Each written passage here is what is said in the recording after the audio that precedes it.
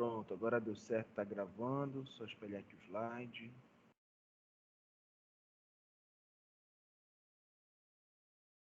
Bom, pessoal, mais uma vez, bom dia. Hoje nós vamos dar continuidade, né? Já passando da metade das NRs que nós temos para ver.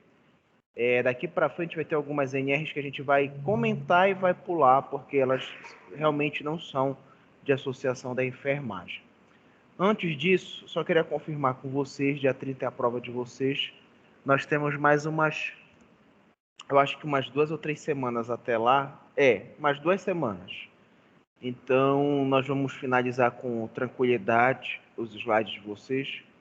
Nós não vamos fazer atividade agora, visto as atividades que vocês vão fazer na semana que vem, que já vão somar a pontuação para aqueles que estão aqui, tá? A prova de vocês já está feita, é uma prova muito direta, vocês já sabem, porque vocês já estão habituados a isso. E não esqueçam que o conteúdo de vocês é NR, tá? Oi? Só.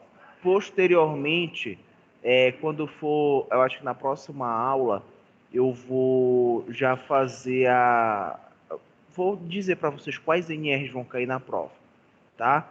Provavelmente, não é uma certeza, mas provavelmente uma aula antes da prova de vocês a gente já vai ter finalizado tudo.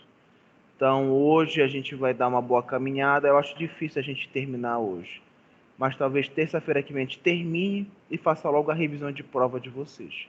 E aí vocês vão ficar com uma terça livre antes da prova, tá? Olhem só, nós vamos hoje dar continuidade falando sobre a NR16. A NR16, ela não é uma NR que a enfermagem tem tanto a ver, tanta ligação, mas ela é uma NR importante porque ela fala sobre atividades e operações perigosas. O que é que essa NR prevê? A gente vai ver mais tarde, quando a gente falar de explosivos, mas eu vou dar um exemplo para vocês. Essa NR prevê que, por exemplo, as pessoas que vendem... Não sei se vocês já ouviram falar, já viu uma loja que tem na BR, perto do viaduto chamado Brasil Pesca, se eu não me engano? O pessoal lá adora vender fogo de artifício no ano novo, né? Uma loja como essa, como aquelas que tem no comércio, elas não podem simplesmente decidir, eu vou vender bombinha no São João, vou vender fogo de artifício. Isso tudo existe uma regulação. Inclusive, quem faz a fiscalização de locais que vende fogo de artifício é o Exército. Não é um órgão qualquer. Professor, mas eu, na época do São João, eu vivo vendendo bombinha lá em casa. Tá. Uma coisa é você vender um estalinho e uma bombinha. Outra é você vender uma caixa, né, que tem uns nomes lá, dragão vermelho, que é um negócio desse tamanho, que o pessoal estoura lá no ano novo. Só para vocês terem noção, o rojão, tem jogo de futebol que o pessoal estoura, acende, faz aquele pá, pá, pá, pá, pum. Ele tem mais ou menos a potência de 1/3 de um tiro de calibre 12. Então, só para vocês terem ideia, se eu colocar a mão de vocês aqui e der um tiro de calibre 12, a mão de vocês explode. Não tem como recuperar a mão. Então, por que eu digo isso para vocês? Porque nós temos aqui na faculdade um aluno, que é inclusive do 8º semestre da noite, que teve uma campanha política lá na cidade dele, e o pai dele soltou um rojão, e na hora que ele acendeu, o escapuliu da mão dele e caiu no chão. Ele foi pegar de novo para segurar. E aí pegou na mão dele, dilacerou metade da mão dele, ficou pendurada, ele fez cirurgia para reconstituir. Então, pela gravidade do que se tem, existe um cuidado maior. A mesma coisa é para quem lida com elementos chamados de tóxicos. Quando vocês querem matar um rato ou uma catita na casa de vocês, tem gente que vai lá no Ver-o-Peso, compra um envelopinho assim, que é veneno azul para rato. Vocês já viram isso? Chumbinho, o pessoal chama, né? Ou outras coisas do tipo. O que é que acontece? A venda desse material, desta forma, é proibida. É proibida. Professor, mas 10 anos que eu mato catita comprando veneno no Ver-o-Peso. Mas é errado, né? A venda dessa forma é errado. Alguns elementos presentes no veneno para rato, olha que coisa interessante. Eles, a longo prazo e através da ação da umidade e do calor, eles podem atravessar a barreira do plástico, contaminando o que houver perto do plástico. Parece besteira, mas tem gente que pega o saco do veneno do rato, faz o que tem que fazer, depois come e nem lava a mão. Acontece, né? Então, para tudo que se vende desses materiais perigosos, é necessário um tipo de fiscalização. Bom, quais são as principais atividades que esta NR16... Natália, você pode desligar essa luz aqui da frente, por favor, para ver se melhora aí para o pessoal? Obrigado. O que é que envolve, por exemplo, essa NR16 dentro dessa perspectiva? Tá? Primeiro, trabalhadores envolvidos com operações com explosivos ou que permaneçam na área de risco, como armazenamento de explosivo, transporte, escova de cartucho, carregamento, detonação, verificação de detonações, falhadas, queima e destruição e manuseio. Então, a verdade, gente, é que o que caracteriza um elemento como explosivo é a forma de ativação e a quantidade de pólvora ou elemento superficial existente. Quando chega festa junina, que o pessoal adora estourar bombinha e tudo, na nossa época a gente estourava o estalinho e a bombinha. Não sei se isso é da época de vocês, mas hoje em dia a gente vai numa loja no Ver o Peso, tem assim, bombinha número 3, bombinha número 4, bombinha faraônica. São umas bombas agora do tamanho de um cartucho, né? Existe uma última sequência dessas bombas que a venda é só para maiores de 18 anos, né? E, inclusive, ela vem numa caixa diferenciada, branca, com uma já escrita diferente. Aquela quantidade de pólvora que tem naquela bomba já caracteriza ela como explosivo. Então, às vezes, quando a gente está em casa, que a gente escuta aquele estrondor perto de festa junina, né? Aquilo é um mini explosivo já que tem todo um elemento para ser vendido e comercializado, tá? Trabalhadores envolvidos em atividades e operações perigosas com inflamados. Quem é mais que lida com essa NR? Principalmente o pessoal que trabalha com distribuição de combustível, né? Não só distribuição, mas o próprio manuseio, né? Então, a gente tem ali perto do aeroporto, aqui na Arthur Bernardes, algumas empresas que trabalham com essa distribuição, né? Tem a Ipiranga, que trabalha lá, trabalha isso constantemente. E é claro que isso é perigoso. Só lembrando, gente, que o combustível, ele não é perigoso apenas pela explosão, mas porque ele também é um elemento extremamente corrosivo, tá? O álcool, o combustível. Vocês já viram alguns carros, quando a gente olha do lado do tanque de combustível, que eles colocam uma fita preta debaixo do tanque? Porque se pingar algum tipo de combustível, pode corroer, sei lá como é, corroer a tinta do carro. Agora, tu imagina entrar em contato com a pele do indivíduo, né? Então, são elementos importantes e que precisam ser atentos, tá? Outro, atividade e operações perigosas com radiações ionizantes ou substâncias radioativas.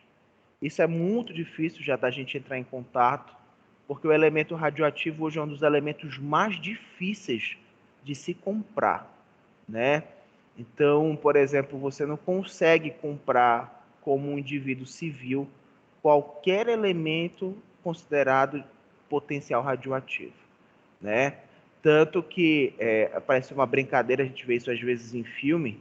Existem alguns elementos radioativos que, quando há procura, a Polícia Federal é alertada sobre isso, né? Então, não pensem vocês que a gente não usa isso em algumas áreas comuns. Por exemplo, o próprio Evandro Chagas, ele tem uma máquina que trabalha com material radioativo raro, né? E como é um material muito difícil, muito perigoso, Existe todo um protocolo de segurança para lidar com esse material. Só lembrando que um elemento radioativo, alguns, dependendo de qual for, ele pode estar a mais de 50 metros de distância de vocês e mesmo assim pode causar alterações significativas no tecido, incluindo o potencial de gerar câncer e coisas do tipo, né? É importante a gente falar sobre isso, porque o Brasil não tem um hábito de trabalhar com fontes de energia envolvendo a radiação. Outros países têm, né? O princípio da utilização dessa energia foi proposto por Albert Einstein. Ele, através daquela famosa equação que diz que a energia é igual a massa vezes velocidade da luz ao quadrado, ele definiu o potencial de energia dentro dos materiais. Uma vez ele falou no congresso, um encontro, que uma barata tinha energia suficiente para gerar luz elétrica, por exemplo, para 2 casas durante uma semana direta. As pessoas riram dele, falaram que isso era besteira. O que foi que ele fez? Ele pegou 2 átomos, que são as menores unidades da matéria, e botaram eles para colidirem em uma alta velocidade. Quando eles colidiram em alta velocidade, eles liberam toda a energia dentro deles. Sabe o que ele fez? Ele botou esses átomos numa ogiva nuclear, botou átomos de urânio enriquecido e ele criou a física da bomba atômica, né? Então a bomba atômica não é 1 tonelada de pólvora que tem dentro dela. É energia gerada pelo atrito desses átomos existentes. Então daí vocês veem a potência do que se tem. Até hoje Chernobyl é inabitável. Ninguém consegue entrar lá e ficar de paz lá passeando, justamente pelo poder radioativo que não existe no local, tá? Há muito tempo atrás, alguns anos atrás, o povo brasileiro lutou nas ruas pela a não instalação de algumas usinas nucleares no Brasil. Inclusive no Rio de Janeiro tem uma, né? Eu esqueci o nome, acho que é Angra alguma coisa, se eu não me engano. Então, é muito perigoso, tá? Exercício de trabalho em condições de periculosidade assegura ao trabalhador adicional de 30% do incidente sobre o salário. Como eu disse para vocês, periculosidade é aquele que trabalha com perigo, insalubridade é aquele que trabalha em um ambiente um pouco mais insalubre. 30% é um valor bom, mas que, infelizmente, não nivela o risco existente, né? Então, por exemplo, vamos imaginar que o cara ganha R$ 1.000 na profissão dele. Ele vai ganhar mais R$ 300 porque ele trabalha perante uma situação de perigo imediato, né? É complicado falar por isso, porque até se ele ganhasse 100% do salário, na minha opinião, ainda seria pouco perante o perigo que ele enfrenta, dependendo da profissão, tá?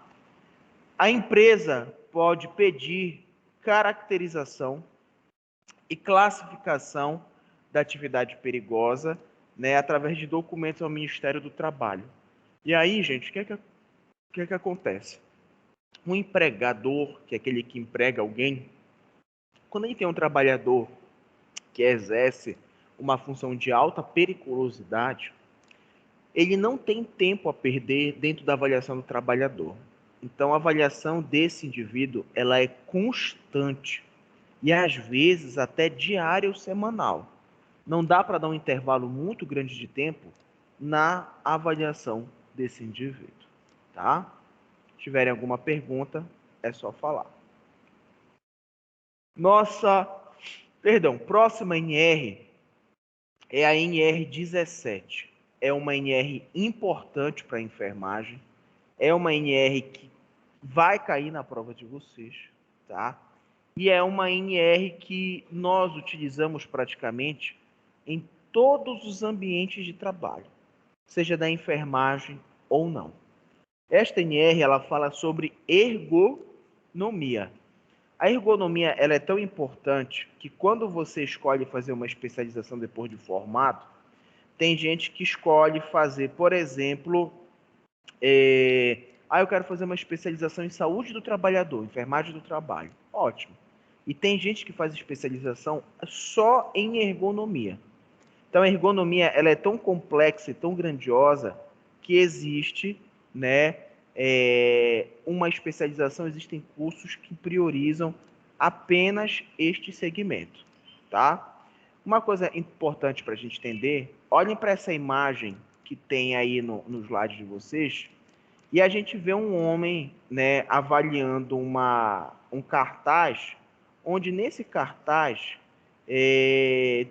o cara está se abaixando e segurando uma carga, tipo um saco de cimento, que pesa 50 quilos. Tá? Esse cara está numa postura toda inadequada. E a verdade é que qualquer pessoa, talvez seja impossível carregar um saco de 50 quilos assim. Mas se a gente for ver a pressão exercida sobre a coluna, equivalente a 500 quilos. Vocês já pensaram o que é a coluna suportar meia tonelada por causa de uma má postura de vocês? Né? Isso é comum, gente. É comum quando mães carregam crianças, né, de uma maneira toda irregular. Claro, a gente não está falando de trabalho, a gente está falando da conduta familiar normal. Mas isso nos mostra como a coluna é a parte do corpo mais sobrecarregada quando a gente fala em ergonomia. A posição das pernas ao sentar, a própria presença, da carteira no bolso dos homens ao sentar, desalinha a coluna, entre outros elementos, né? Vocês não têm um sonho de casar? Fazer aquela famosa cena depois do casamento, o marido carregar vocês lá pela porta, lá da suíte que vocês vão passar. Então, tudo isso, por mais que seja muito pequena sobrecarga, ela pode ser o suficiente para lesionar uma estrutura biológica, tá? Olhem só. Bom dia. Ergonomia. A ergonomia, ela é o conjunto de ciências que procura a adaptação confortável e produtiva entre o ser humano e o seu trabalho. Basicamente, procurando adaptar as condições de trabalho às características do ser humano. Isso é importante, gente, porque, como eu digo para vocês, né, eu sempre comento isso, por muito tempo tentou-se adaptar o homem ao trabalho. Isso é errado. A gente tem que adaptar o trabalho ao homem, né? Então, por exemplo, se o indivíduo ele é baixo, então a gente precisa ter uma estrutura que respeite a altura dele. Se ele é mais alto, a gente precisa ter uma estrutura que respeite a característica dele. Por muitos anos, inclusive até hoje, muitas empresas não fazem isso. Elas tentam adaptar o indivíduo ao trabalho, tá? Bom, algumas características do próprio ser humano, né, elas já tendenciam esse indivíduo a passar por riscos, né, que são habituais dentro das empresas ou dos ambientes de trabalho. Por exemplo, o indivíduo ele prefere escolher livremente sua postura, dependendo das exigências da tarefa e do estado. Então, gente, se a gente for agora, de maneira sutil, fazer uma avaliação com os olhares, a maioria das pessoas escolhem posturas que, para si, são mais confortáveis, mas que habitualmente não são seguras. Ó, nossa colega está meio de lado, aí de perna cruzada, nossa amiga aqui mais para frente, né? É normal. Até essa posição que eu estou aqui de perna cruzada levemente para o lado, isso vai exercer uma pressão irregular na coluna. Isso porque a postura, ela é uma conduta do ser humano realizada erroneamente desde o nascimento. Então, a criança, às vezes, na escola, já senta com a perna para dentro, senta sobre a própria perna, já exige uma postura que, infelizmente, vai trazer resquícios futuramente. Vocês aqui na sala de aula sentem dores na coluna? Vocês sentem dores na coluna aqui? Vocês são jovens, né? Vocês aqui têm menos de 30 anos e já sentem dores na coluna. Imagina vocês com 65 anos, 70 anos. Né? Talvez vocês não estejam nem andando mais normalmente por causa dessas dores. Diga, querida, você quer falar alguma coisa? Não? Olhem só. Prefere utilizar alternadamente toda a musculatura corporal e não apenas determinados segmentos corporais. O que é que significa dizer isso? O cara tem um peso para carregar ali no chão. Ao invés dele utilizar aquela manobra de abaixar com a coluna reta e utilizar a força das pernas para voltar, ele não, ele prefere esticar o corpo, juntar do chão, aí usa a força do braço, do abdômen, das costas. Quantos de vocês às vezes não faz um movimento aleatório e tem uma cãibra às vezes no músculo da barriga, nas costas, fica com o braço dolorido, né? Aquele negócio parece que não faz uma atividade física. Quando faz, todo doído, né? Não consegue movimentar os braços e coisas do tipo, né? Faz parte. Além disso, é importante a gente dizer que o músculo do trabalhador, às vezes, ele tem uma memória de ação. O que é memória de ação? Às vezes, o indivíduo está no trabalho, ele faz um movimento com o braço para cima e para baixo, para cima e para baixo. Às vezes, quando ele vai dormir ou ao longo do dia, ele não se percebe, mas ele faz o mesmo movimento, né? Ou seja, ele vai exercer um exercício mais forte do músculo fora do ambiente de trabalho. Isso é muito complicado, porque isso leva o indivíduo até as lesões osteoarticulares, as LER, o DORT, como a gente chama, entre outros problemas comuns, tá? Tolera mal tarefas fragmentadas com tempo escasso para execução. Pior ainda quando esse tempo é imposto por máquina, gerência ou pelos colegas. O que é que significa dizer isso? É uma outra característica da ergonomia. Você, quando está num ambiente de trabalho que ele é pouco produtivo, ou que você ainda não se sente, entre aspas, empolgado com essa situação, às vezes você vai trabalhar de 8 da manhã até 11 horas da manhã. Tu chega no teu trabalho e tu, ai meu Deus, o que é que eu vou fazer hoje? Aí tu fala, já sei, eu vou tirar 3 xerox, vou levar esse documento lá numa outra sala e vou mandar 2 e-mails. Aí tu fica o dia inteiro para fazer isso. É que nem quando vocês vão fazer trabalho em grupo, né? Ai, gente, bora, a gente tem que fazer. Você chega 2 horas da tarde, é 6 horas da tarde e ninguém fez nada. Aí no final de contas vocês resolvem, não, depois a gente faz, cada um faz uma parte, a gente soma tudo. Então, a desmotivação para a realização de uma atividade, né, ela gera um risco ergonômico, né? Então, não pensem vocês que isso é uma coisa difícil de encontrar, que é o contrário. Ela é muito mais comum do que a gente imagina, tá? É forçado a acelerar quando estimulado por dinheiro ou por outros meios, não levando em conta os limites da resistência do seu corpo, né?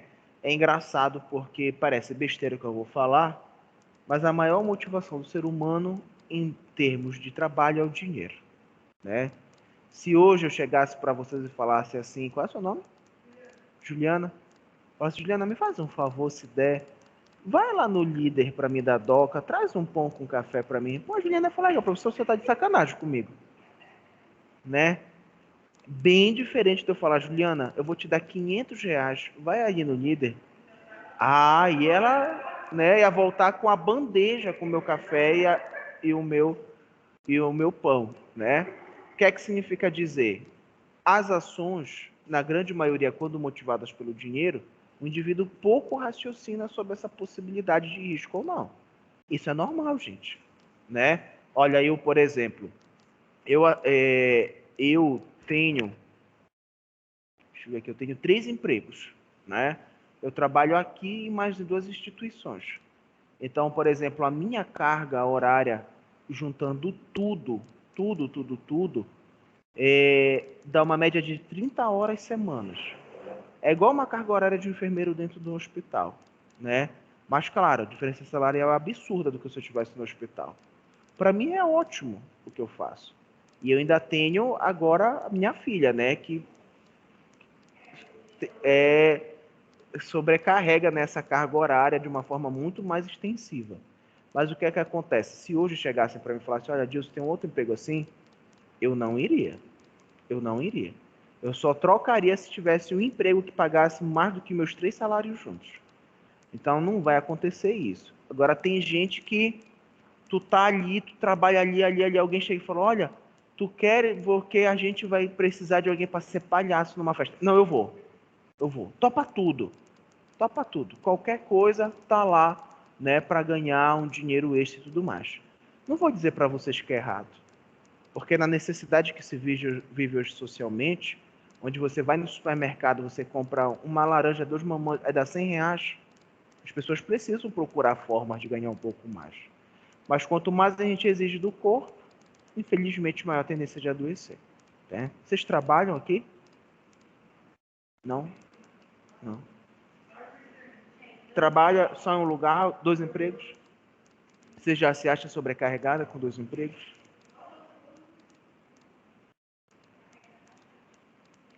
Mas aí, final do mês, quando cai o dinheiro, leva a motoca para lavar, dá uma volta, tomar um sorvete. É melhor vender a motoca, né? Aí já não usa, ainda vem um caminhão e bate, né? Fogo. Olha, sente-se bem quando solicitado a resolver problemas ligados à execução das tarefas. Logo, não pode ser encarado como uma mera máquina, mas sim como um ser que pensa e age. Mais uma vez eu repito algo para vocês que também está muito presente na ergonomia, é que tem gente que enche a boca para dizer assim, nossa, olha, eu não vejo a hora de fazer um concurso público e não fazer nada. Passar, ficar sentado numa mesa, ganhar um mega salário e não fazer nada. Isso daí é uma grande besteira que a gente fala. Eu já tive a oportunidade de ter um emprego que eu literalmente não fazia nada. Eu ficava sentado numa cadeira, aí às vezes tinha algum documento para eu assinar e tudo. Olha, gente, aquilo era horrível. Eu chegava 8 horas, ficava lá boiando assim na mesa, não tinha o que fazer. Eu procurava alguma coisa, eu não tinha o que fazer, eu ia lanchar na rua. Ia procurar um lugar, ia comia, voltava e ia me embora. Eu ficava de 8 a 1 hora da tarde assim. Não tinha ninguém na minha sala, não tinha televisão, né? A internet de lá era limitado os acessos a tudo, ou seja, não podia nem botar o YouTube para escutar uma música. Então, não fiquem pensando que, ai meu Deus, eu só quero fazer isso, porque vocês vão adoecer fazendo isso. E detalhe, eu passei 2 semanas no serviço, eu já estava entediado. Imagina o que é passar 10 anos. É muita coisa. Tem capacidade sensitiva e motora que funcionam dentro de certos limites, que variam de um indivíduo a outro e ao longo do tempo para o mesmo indivíduo. O que significa dizer? Que a ergonomia ela quer ver a subjetividade do indivíduo. Né? Por exemplo, a Carol. Vamos imaginar que a Carol está grávida. E, menina, vamos supor que ela está grávida, né? E aí o que é que acontece? Com o tempo, a Carol ela vai ter uma dificuldade maior de se abaixar. Com o tempo, a Carol vai ter uma facilidade maior de querer ir ao banheiro, uma urgência urinária, uma incontinência urinária. A empresa, ela precisa entender o lado dela. Como é que a Carol vai trabalhar bem aqui e o único banheiro que tem na empresa fica a 150 metros de lá? Quer dizer que toda vez ela grávida vai ter que andar 150 metros para fazer xixi? É muito complicado, né? Você quer falar alguma coisa? Não? Você está grávida?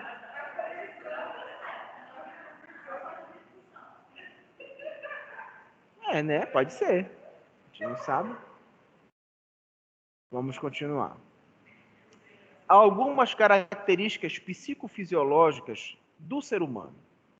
Suas capacidades sensorimotoras modificam-se com o processo de envelhecimento, mas perdas eventuais são amplamente compensadas por melhores estratégias de percepção e resolução de problemas, desde que possa acumular a troca de experiências. Ele falou aqui que o ser humano passa naturalmente por um processo de perda auditiva, visual. Às vezes, gente, tem gente da idade de vocês que a gente fala assim, fulana, a pessoa, fulana, fulana, né? A pessoa parece que já está surda de um lado, né? Não entende mais as coisas.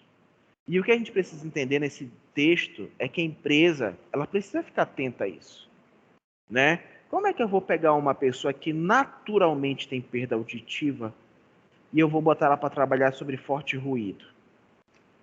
É complicado, né? É muito difícil. Lembrando que o ruído não leva a pessoa apenas a uma perda auditiva.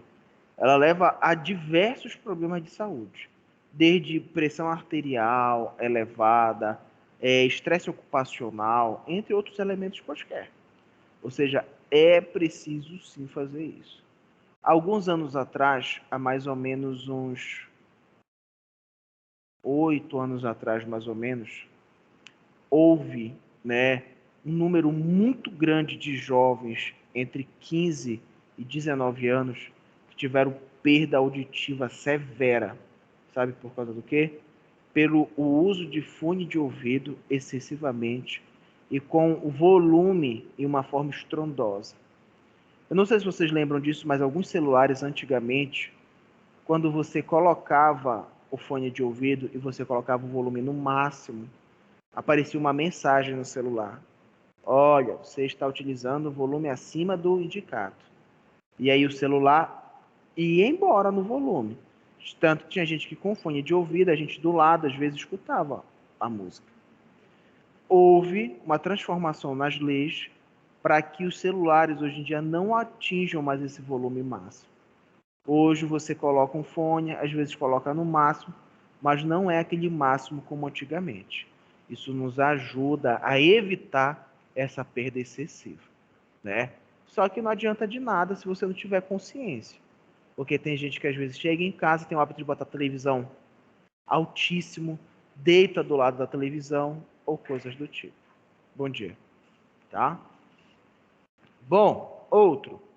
Organiza-se coletivamente para gerenciar a carga de trabalho.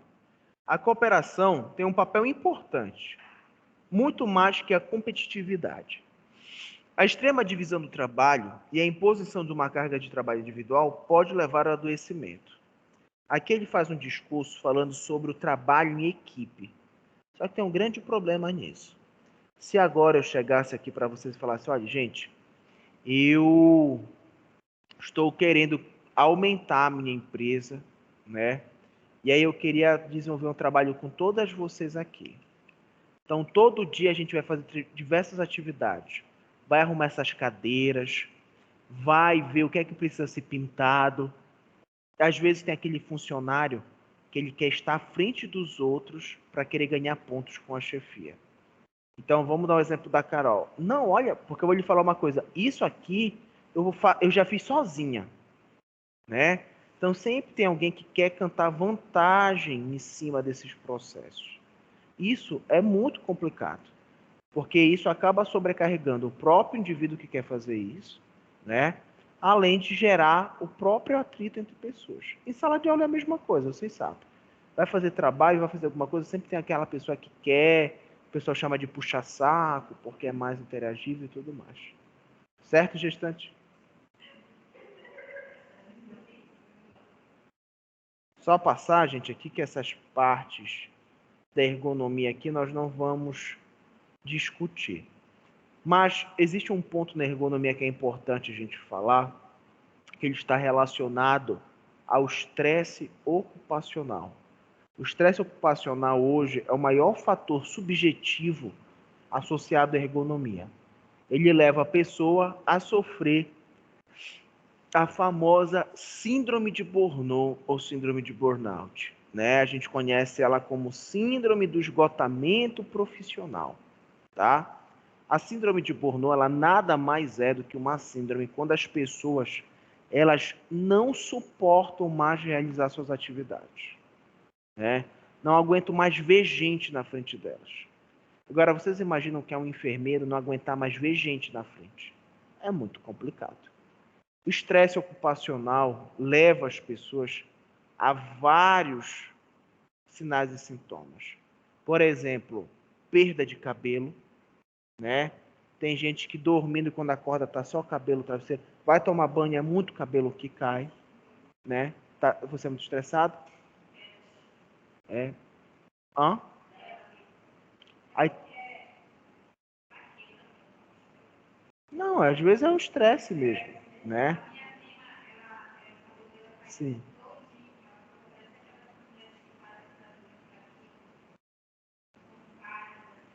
sim. Pois é, e isso é sério. Ó, por exemplo, eu tenho uma prima, na verdade, quando ela tinha 15 anos de idade, ela foi no dermatologista. Não, ela tinha 14 ou 13 anos, foi no dermatologista com uma perda de cabelo. O dermatologista falou que ela estava muito estressada. Aí o adulto, né, sempre pensa, estressado com o quê? Não tem conta para pagar. Só que Freud já dizia que é, desde criança as pessoas passam por elementos estressores. E o estresse de cada um é importante ser avaliado. Gente, hoje em dia o estresse em excesso causa transtorno de ansiedade, desmaios, impotência sexual nos homens, perda de libido sexual em homens e mulheres, tá? Leva a dores de cabeça excessiva, dores nas extremidades do corpo. Bom dia. Né? O que nos leva a perceber que é um elemento multifatorial. Talvez vocês não percebam, mas a nossa colega aí, como é o nome dela? Da moto? Hã? Cristiane. A Cristiane talvez não se perceba, mas ela pode ter elementos relacionados ao estresse ocupacional que mudaram a vida dela. Vou dar um exemplo para vocês. Tem gente que sente até náusea, né, ao longo do dia. Tudo é relacionado ao, né, a esse trabalho excessivo e estressante. Agora, gente, existe uma coisa interessante que é o seguinte: o que fazer para evitar o estresse ocupacional? O que fazer? Você precisa trabalhar. Você precisa ver aquela pessoa todo dia. O que é que a gente faz? Quando a gente está cansado, a gente faz o quê? A gente descansa. Quando a gente está estressado, a gente precisa desestressar. Fazendo o quê? Fazendo atividades que tragam a você algum tipo de prazer. Cristiane, o que é que tu faz para desestressar? Não, desculpa. Mas olha, por exemplo, tem gente que, por exemplo, ó, às vezes faz pintura, faz dança. Tem gente que gosta de ir ao cinema. Eu tenho uma conhecida que quando está estressada, caminhada é ótimo, né? Tu vê outras coisas, tu esquece um pouco os problemas. Eu tenho uma conhecida que quando ela está muito estressada, ela vai na praia tirar foto nas pedras, né? Então, são exemplos que a gente tem que entender que são comuns. Desestressar não é fazer manobras que habitualmente são muito famosas, porque hoje está surgindo muito aquele negócio de ginástica laboral, está se falando muito de pilates. Aí eu te pergunto o seguinte: o cara tá estressado e tem que pagar R$ 400 para fazer pilates, aí quem vai se estressar, né? E não é preciso só isso. O pessoal às vezes vai dar uma volta, sair um pouco de casa, e isso já ajuda dentro dessa perspectiva, tá? Outra NR que nós temos aqui, mas é uma NR que a gente não tem a enfermagem ainda dentro de uma presença tão assídua assim, é a NR18. Ela fala sobre condições e meio ambiente de trabalho, né, na indústria da construção, que gera o PCMAT. Esse tipo de NR, ele vai definir as condições dentro da construção civil ou da indústria da construção. Quem lida melhor com essa NR são os engenheiros de segurança do trabalho, tá? Eu vou passar só um slide, só para a gente falar melhor. Olha só, o PCMAT, ele é um plano que estabelece condições e diretrizes de segurança do trabalho para obras e atividades relativas à construção civil. Qual seria um exemplo que a gente tem do NR18 dentro dessa caracterização? Vou dar um exemplo para vocês. Vocês já viram que quando as pessoas em prédio, até na rua, às vezes a obra grande da Cozampa, que o pessoal faz uma espécie de viga, que fica pedaço de viga de ferro para fora, eles colocam um tampão, igual uma ponta de borracha, né, que encaixa. Aquilo faz parte do NR18. Aquilo existe para que o trabalhador, caso ele escorregue, caia, ele bata com a cabeça na proteção de plástico. Imagina ele cair com a cabeça no ferro. Vai perfurar a cabeça, levando ele até mesmo à morte, se for o caso. Essa NR, ela é uma NR que está sempre em atualização. Por quê? Com o crescimento da urbanização, sempre há, novas tecnologias e novos meios que envolveram a construção civil, o que necessita de atualizações de proteção, tá? Só para vocês terem ideia, né, algumas máquinas hoje que processam cimento, eles são 3 vezes maior do que esses caminhões que a gente tem na imagem aí, que ficam girando. E aí, às vezes, o trabalhador, quando vai simplesmente lavar a máquina, ele pode escorregar e cair dentro da máquina, né? E se não tiver ninguém olhando, ele vai ficar girando com cimento lá dentro a vida toda? Pode acontecer, né?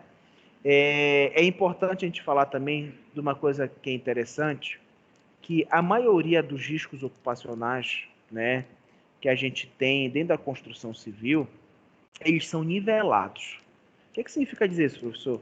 É que o risco de acidente é grande, o risco ergonômico é grande, ou seja, nós temos um ambiente onde a maioria dos riscos são elevados. Agora, tu imagina só o que é esse cara carregar todo dia balde de cimento e tijolo. Se ele não fizer isso, pelo menos corretamente, em 1 ano ou 2, ele vai estar com alguma parte do corpo já totalmente doente. Ou a coluna, ou o braço, ou a mão. Agora, professor, só que como é que tem operário aí, pedreiro que trabalha há 20 anos, que não tem orientação ergonômica e não sente nada nas articulações? O fator adaptativo do corpo. Se vocês forem ver alguns desses operários, eles têm estruturas musculares definidas de forma diferente de uma pessoa normal. Então, onde o músculo dele deveria ter 2 divisões de definição, tem 3, porque a angulação define o músculo de maneira diferente, né? Isso é importante a gente falar, porque o corpo do operário ele tendenciou a nivelar e tirar aquela deficiência, ajudando o mesmo. Antigamente a gente não via, até hoje em dia a gente ainda vê um pouco mais, mas na minha época que eu era criança, pedreiro, operário, era tudo trincado. Comia coxinha todo dia, tomava coca todo dia, mas os caras eram porque puxavam uma alta carga de serviço todo dia. Hoje em dia eu já vejo uns mais barrigudinhos e tudo, então mudando socialmente. Diga, querida, você tem alguma pergunta aí de Bragança? Não? Perfeito. Vamos passar aqui dessa NR18, já que não é o nosso foco, tá? E vamos falar sobre 2 NRs que também são só alguns comentários, nós não temos a enfermagem ativa dentro delas. Uma é a NR19. NR19 lida com explosivos, tá? O que é importante a gente entender sobre isso? Só existe uma coisa para a gente falar sobre essa questão de explosivo. Os explosivos, eles são validados e avaliados pelo Exército, como eu falei para vocês. Áreas que trabalham com produção de explosivo, de preferência, precisam ter um raio de mais de 100 metros de distância de qualquer coisa. De qualquer coisa. Casa, loja, lanchonete, de qualquer coisa. Aqui em Belém, já aconteceu um acidente uns anos atrás sobre um local que trabalhava com isso, que perto tinha algumas casas e aí deu até incêndio. Mas em São Paulo, um dos maiores acidentes envolvendo locais de produção de explosivo foi numa fábrica que, graças a Deus, a casa mais perto que tinha da fábrica era a 3 quilômetros da fábrica, né? Foi tão impactante a explosão do local que os trabalhadores que estavam nessa área específica morreram na hora, né? Então isso nos mostra a grandiosidade do que é isso, tá? Infelizmente é algo surreal. Vocês viram quando teve aquela explosão, foi na Turquia, eu acho, que foi um negócio assim assustador, né? Que aquelas imagens que mostravam as pessoas na casa vendo aquela mega explosão.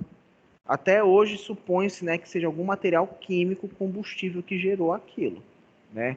Essas coisas, gente, elas acontecem de maneira normal. Só para vocês terem ideia, 200 gramas, 150 gramas de pólvora, que relaciona mais ou menos uma dinamite, é o suficiente para gerar uma barreira de impacto de som suficiente para derrubar vocês no chão, né?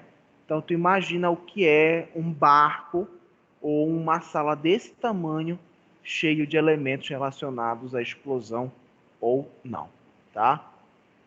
Outra NR presente, mas que também nós não lidamos, é a NR20, que fala sobre líquidos combustíveis inflamáveis, tá?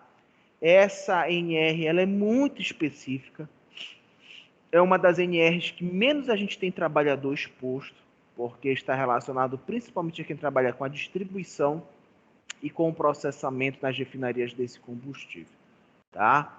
Então, só para vocês terem ideia, os trabalhadores que trabalham, por exemplo, em posto de gasolina, eles pelo menos deveriam ter, né?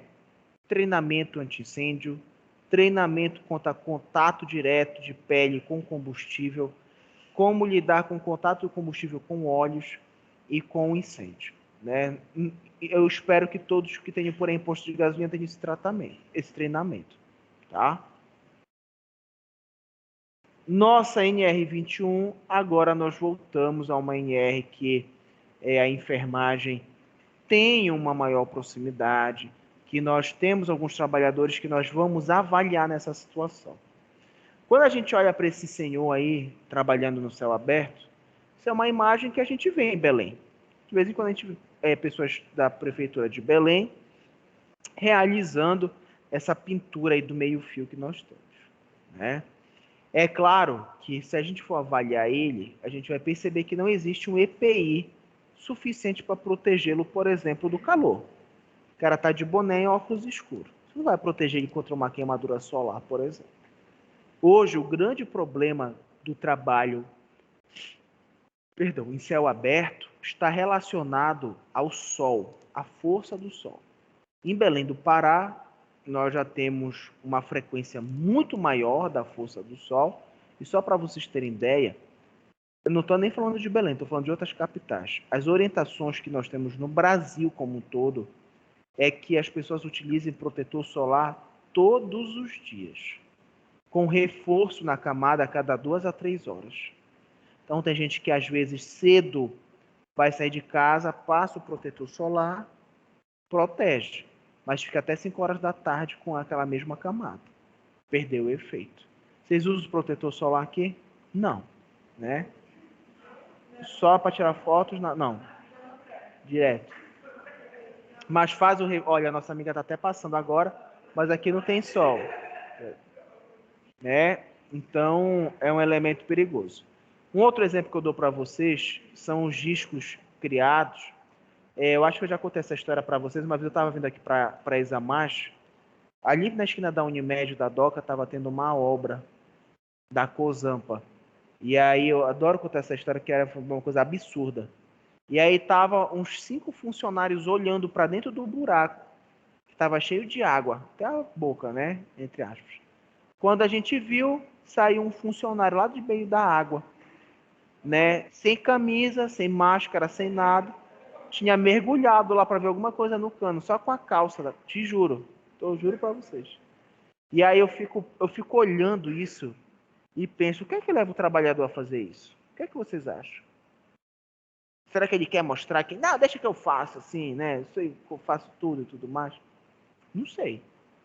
Mas eu não tinha coragem de meter a cara nessa água que está parada há não sei quantos dias, água barrenta lá no meio do buraco, né? Que é rato que faz xixi, são outras doenças ali presentes. Infelizmente é muito complicado. Olhem só, esse trabalho de céu aberto. São detalhados todos os aspectos inerentes à função. Proteção dos trabalhos na atividade, os efeitos no organismo e os condicionamentos para continuar as atividades dentro das exigências que façam necessárias. Outra coisa importante é a higiene no local de trabalho e as moradias de trabalhador no exercício. O que é que significa isso? Primeiro, gente, vamos imaginar Belém está passando por esse caos aí de obra da Cozampa, né? Acho que até que amenizou um pouco agora, né? Tava direto isso. Aí me diz uma coisa, o trabalhador tá lá fazendo cavando, fazendo coisa, e aí ele teve vontade de, por exemplo, fazer xixi. O que é que ele faz? Ele faz lá dentro do buraco da Cozampa? Ele vai lá atrás da mangueira e faz xixi lá atrás da árvore? Vocês sabem que isso é crime, né? Isso é atentado ao pudor. Se pegarem vocês fazendo xixi atrás da árvore, né, atrás da pedra, tudo isso é atentado ao pudor.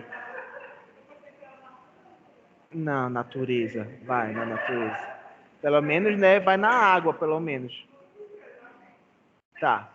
E aí o que é que acontece? É necessário que a empresa coloque o que a gente chama de banheiro químico, né? Então, às vezes a gente vê lá. Outra coisa que a gente fala de moradia é o seguinte, isso acontece muito em Belém, isso está errado. Quando é a hora do almoço, muitas vezes o trabalhador está sentado na beira da vala com a marmita na mão, comendo, ou se não debaixo de árvore. A empresa ela deve ceder uma moradia. Moradia não é uma casa, né, mas um local onde ele possa realizar a atividade dele. E lembrando que esse local tem que ter ventilação. Não dá para o cara fazer uma caixa de madeira e simplesmente fazer isso.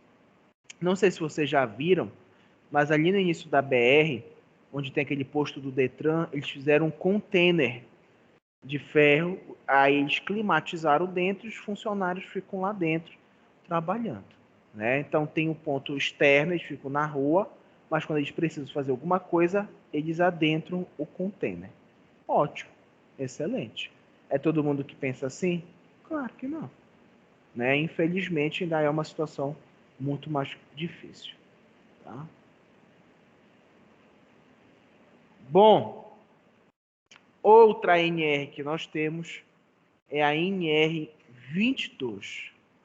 A NR 22 fala sobre segurança e saúde ocupacional na mineração.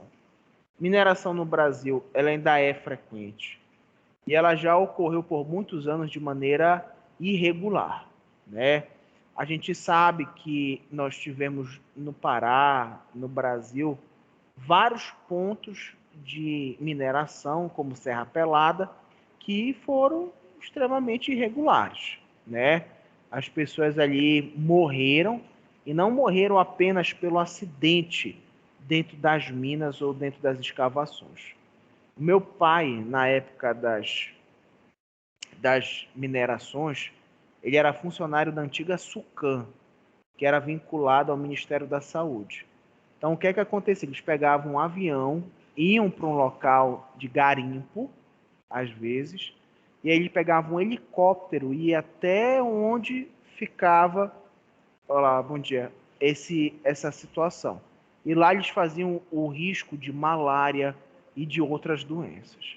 Então, nós temos uma NR que hoje é destinada a um ponto muito importante. Vou dar um exemplo para vocês. A mineração, ela é uma parte tão específica que existia, que muitas pessoas, quando iam trabalhar com projeto para minerar, para criar galeria e tudo mais, vinham de fora do Brasil. Como o Brasil perdeu aquele clamor pela mineração, que era das décadas de 40, 50 e 60, muitos desses mineradores específicos que tinha no Brasil ficaram desempregados. Sabe o que eles começaram a fazer? Alguns deles começaram a cavar túnel de banco para a rua. Tanto que hoje todos aqueles que constroem os projetos para roubo de banco, quase todos tiveram experiência em mineração, né? Já pensou, curioso? É a sociedade. Você perde o emprego, não tem oportunidade, vai usar o conhecimento de alguma forma, né? Só lembrando que, por exemplo, o Brasil, se eu não me engano, não sei se ainda continua assim, mas o Brasil tinha o recorde de túnel de roubo de banco maior do mundo até hoje, né? Então, o brasileiro, como sempre, batendo recordes aí, né? No mundo. Gente, vamos falar sobre a NR23. Só lembrando que a da mineração, a enfermagem não está adaptada, tá? Antes da gente falar da NR23, vou pegar uma água, tá? E volto aqui com vocês, só um minuto. Não é intervalo, tá, gente? Só vou pegar uma água.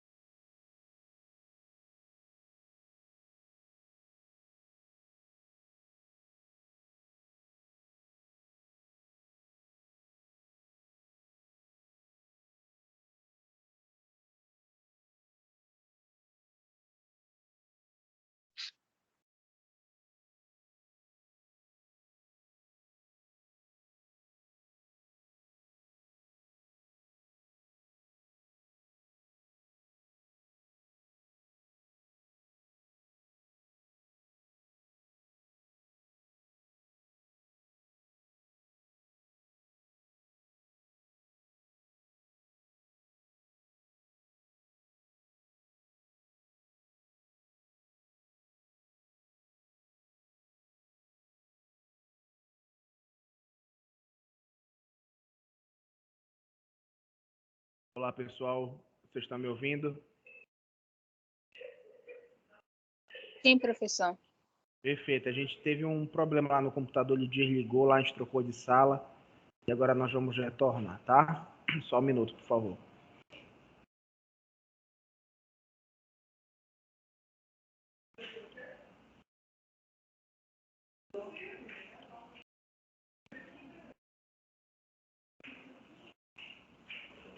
Por que tu não vai? Olha só, gente. Vamos continuar aqui com a nossa NR23. É uma NR que fala também sobre as proteções contra incêndio. Essa NR, ela tem uma característica muito peculiar, porque ela é uma NR onde todas as empresas que trabalham com equipes obrigadas de incêndio lidam com essa NR específica. Não que seja uma NR onde a enfermagem trabalhe diretamente, mas a gente pode ter enfermeiros, entre outros funcionários, que fazem parte das brigadas de incêndio.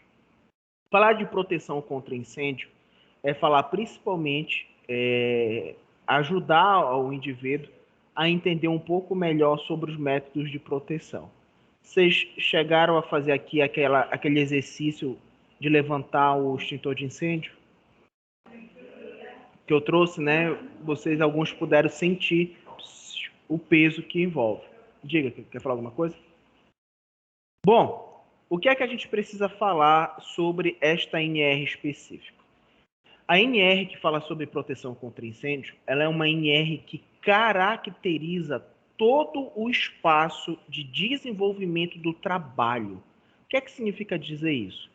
É que ela padroniza, por exemplo, o tamanho das portas, a forma como as mesmas abrem, o tipo de forro, o tipo de parede, a distância do extintor e quantos devem existir por número de trabalhadores. Isso, para a gente, às vezes, está associado a um exagero. Como assim exagero, professor? Por exemplo, a gente olha aqui para esse forro, e o que é que vocês acham? A gente tem que trocar ou não? Será que isso vai potencializar o risco de incêndio ou não? Talvez agora isso para a gente seja uma coisa muito pequena. Mas, por exemplo, para quem passou o trauma daquele acidente da Boate Kiss, onde milhares de pessoas morreram, nunca mais vão ver da mesma forma o tipo de material presente no ambiente, né? Isso nos mostra que a maioria das pessoas só vai agregar boas experiências ou um bom comportamento depois de passar por esses momentos traumáticos. Todo elemento, não esqueçam disso, todo elemento em combustão ele libera o dióxido de carbono, né? A matéria orgânica em decomposição libera dióxido de carbono. Isso é um combustível. Só para vocês terem ideia, em alguns pontos na Amazônia, estima-se que existe uma camada de 12 a 14 metros de folha seca. 14 metros de folha seca. Então, o que você está pisando, às vezes, não é o solo, é uma coluna de 14 metros de folha seca. Como eu falei para vocês, matéria orgânica decomposta libera gás, né, dióxido de carbono, entre outros. Só para vocês terem ideia, algumas pessoas consideram a Amazônia como uma bomba atômica. Se você revirar aquele solo e se houver faísca, entra em combustão. Isso acontece também no fundo dos lagos. Às vezes nós temos uma grande camada de folhas em decomposição. Não sei se vocês já viram esse vídeo, é muito curioso. O cara pega uma vara, cutuca o fundo do rio e acende um fósforo fora da água, fica a labareda de fogo fora da água, né? Isso nos mostra o potencial que se tem de risco dentro desses aspectos. Essa NR é uma NR que nos faz pensar até o porquê das portas de saída de emergência de cinemas serem naquele formato. Não é apenas o cinema. Se vocês olharem uma porta de emergência de um cinema, é o mesmo tipo de porta de emergência de uma boate, de um shopping ou de outros locais. É uma porta em forma de alavanca no meio, onde a gente, com simples toque de dedos, aperta e a porta abre para fora. Ou seja, não existe maçaneta e essa porta não abre para dentro. Tudo isso são regulamentações que existem. né? Eu não sei se vocês já perceberam isso, mas eu pergunto para vocês o seguinte, gente, onde é que a última vez que vocês viram um poste hidráulico na rua? Aquele que a gente pegava o carro dos bombeiros e ligava. Vocês já viram que isso não tem mais na rua praticamente? Vocês lembram disso quando eram crianças? Eu me lembro, tinha na rua de casa. Hoje em dia isso não existe mais, né? Hoje a ligação está sendo feita no sistema já acoplado no subsolo, né? Então, pessoal, é isso daqui, olha. Vocês não lembram disso aqui? Tinha nas ruas. Vocês não são tão novos assim, né? Era onde o cachorro fazia xixi. E aí a gente acaba tendo uma definição dos extintores utilizados, para qual material. Como eu disse para vocês, é uma NR onde a brigadas de incêndio utiliza de uma forma muito mais presente do que a enfermagem. Bom, a nossa NR24, ela já vai ser uma NR que vai falar sobre as condições sanitárias e de conforto nos locais de trabalho. Esta NR, ela é uma NR um pouco longa, tá? E ela é uma NR que aproxima o enfermeiro dentro de uma realidade de atuação. Então, aqui nós estamos falando de uma NR que, sim, nós vamos ter um enfermeiro associado de uma forma muito mais comum, tá? O que é importante a gente falar sobre essa NR24? NR24, ela vai definir todas as condições sanitárias e de conforto dentro do ambiente de trabalho. Inclusive, é esta NR que nos diz que se você tem uma empresa e nessa empresa existem 50 homens e uma mulher, você precisa ter um banheiro feminino e um banheiro masculino. Isso nem sempre acontece. Às vezes tu vai num restaurante ou num bar, lá o banheiro dos funcionários é um, para homens e mulheres. Não pode acontecer, tá? Olhem só, ainda sobre a NR24. Ela fala sobre instalações sanitárias, vestiários, refeitórios, cozinhas e alojamentos, tá? As instalações sanitárias, elas deverão ser separadas por sexo, tá? As áreas destinadas aos sanitários devem atender às dimensões mínimas essenciais, sendo estas dimensões de 1 metro quadrado por cabine sanitária, para cada 20 operários em atividade. Vamos olhar um exemplo aqui. Olha só, gente. Isso aqui é uma cabine sanitária. Então, isso aqui tem que ter, olhem só, 1 metro por 1 metro. 1 metro para cá de frente por 1 metro de fundo. Existem locais que têm esta divisória bem menor. Isso daí, infelizmente, está errado, tá? Outra coisa importante é o seguinte, parece ser meio besta que eu vou falar para vocês, mas cabine sanitária tem que ter porta para manter a privacidade. Olha o que essa empresa fez, né? Botou as cabines sanitárias, não tem porta. Olha que legal, né? Aí o cara senta aqui, conversa com o outro do lado, né? Isso não é o pior, porque já teve lugares que fizeram um desenho que a altura é bem aqui, ó, na metade disso. Aí um se olha, às vezes, pelo lado. Né? Às vezes a amiga costuma, né, senta assim, conversa, mas é para a gente entender. Outra coisa importante que essa NR fala é sobre os mictórios de uso individual dos homens, que precisam ter uma distância de 62 centímetros entre eles. Não sei se vocês já viram isso, mas provavelmente já, né? O mictório do homem fica acoplado na parede, e aí o cara, quando chega no mictório, ele se incomoda porque é muito pequena a distância de um para outro. Essa distância já é considerada pequena. E aí o que é que acontece? Qual é o problema? Desconforto. E o outro é que quando o indivíduo vai fazer xixi, respinga xixi nos outros, né? Então o correto era ter uma distância maior, de preferência era ser 1 metro de cada um. O que foi que fizeram? Criaram aquele famoso mictório de homem, que é igual uma bacia de metal, né? Enorme. Aí tem aquele aguinha caindo e os caras fazem xixi lá. Aquilo também é uma outra forma de ajustar a distância entre um e outro. mas o mais correto é o que nós chamamos de mictório de porcelana ou vaso de higienização mais prática, tá? Tá? Vamos ver aqui uma outra imagem.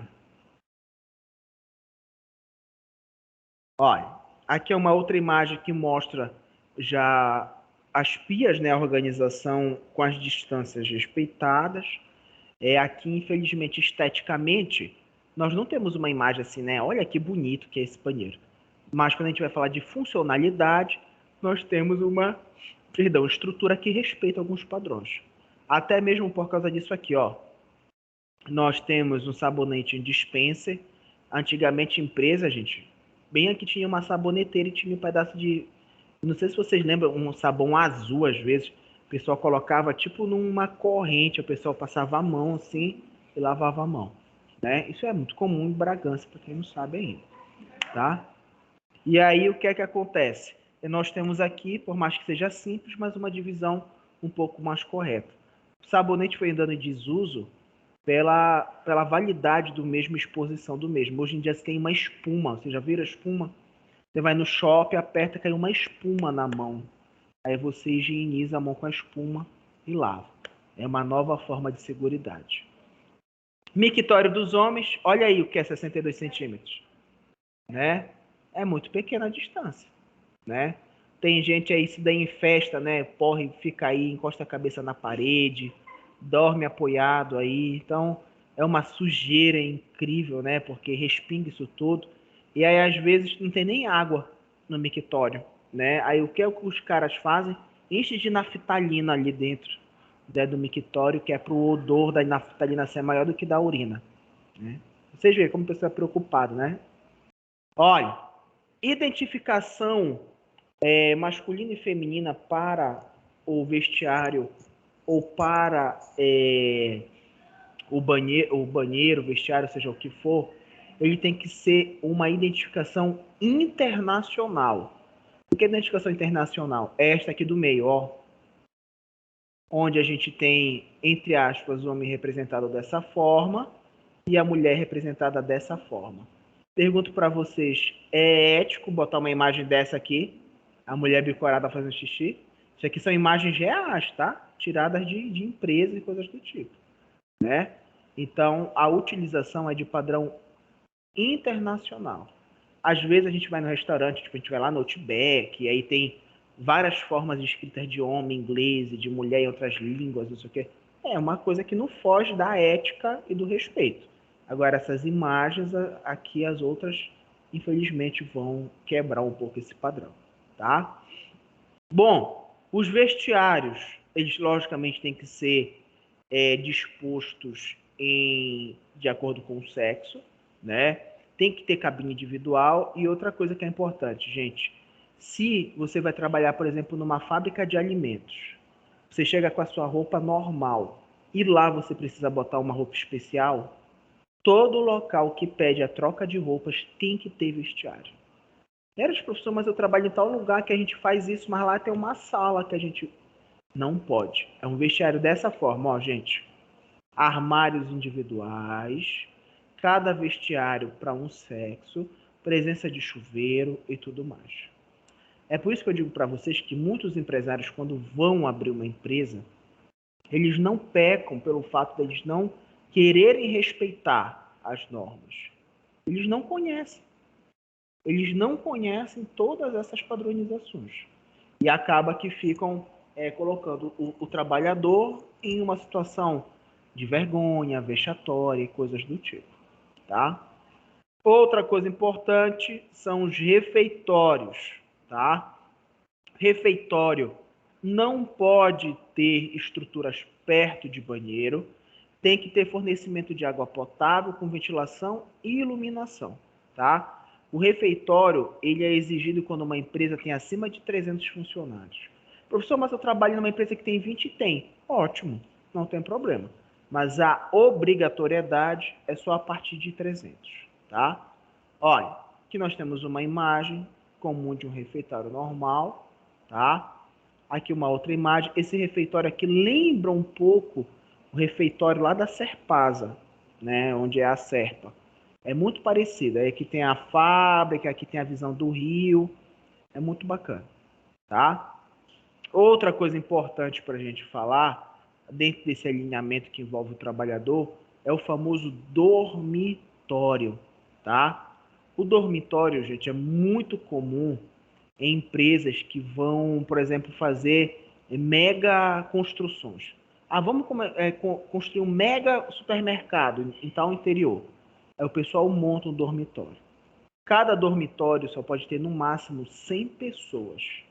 Não dá para fazer um dormitório para 300 pessoas. No máximo, beliche duplo. Não pode ter tribeliche, que são três um em cima do outro, tá? E de preferência, cama individual sem beliche. Tem que ter cama para todo mundo? Claro. Pode, no dia lá, Cristiane, olha, não tem cama para Cristiane, dorme aí abraçada na Natália. Não tem isso, tá? Dormitório tem que ser climatizado, com iluminação própria, tá? Eu digo isso para vocês porque houve uma denúncia uma vez que estavam construindo uma estrada aqui no Pará, simplesmente fizeram oh meu Deus, como é o nome? Um alojamento desses, não botaram nem ventilador dentro, botaram uma janela, o pessoal derretia a noite lá dentro. Aí tu imagina, a gente roncando, calor, não tem como manter o sono e repouso, tá?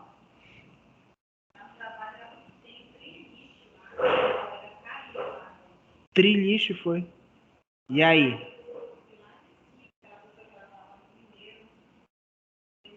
Mas se machucou muito? Mas não foi tu, não. Não foi tu. Entendi. Não, eu acho perigoso o beliche assim.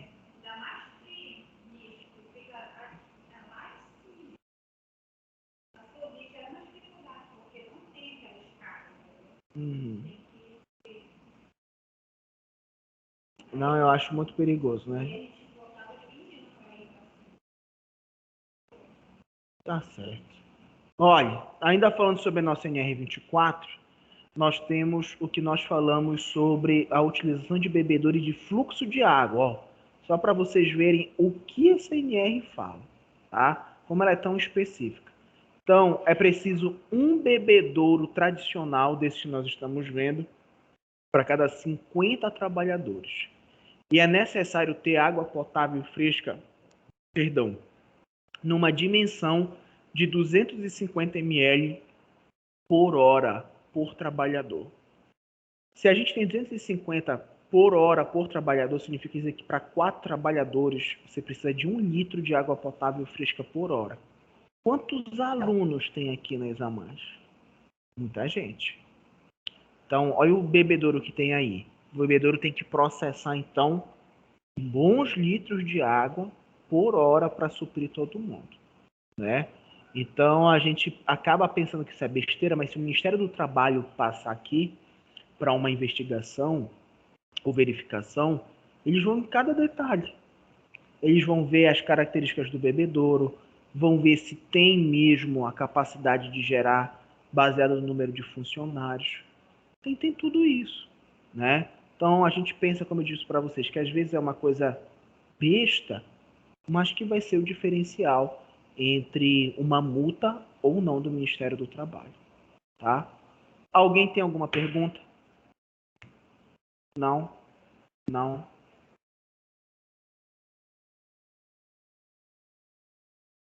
Pessoal de casa, alguém tem alguma pergunta, sim ou não? Não, professor. Não? Então, olha só, gente. Vamos ficar por aqui nessa NR. Nós temos uma NR da enfermagem que a gente vai precisar conversar na nossa próxima aula. Terça-feira que vem, com certeza, a gente vai terminar o nosso conteúdo. E terça-feira que vem, nós vamos fazer a nossa revisão de prova, tá? Vamos escolher as NRs, vamos falar sobre cada uma. Ou seja, a gente vai terminar com uma semana antes do prazo da prova, tá? Então, aguardo vocês na próxima semana. Agradeço aí, desculpei essa intercorrência da sala. E a gente se encontra na próxima semana, tá bom? Tchau, tchau.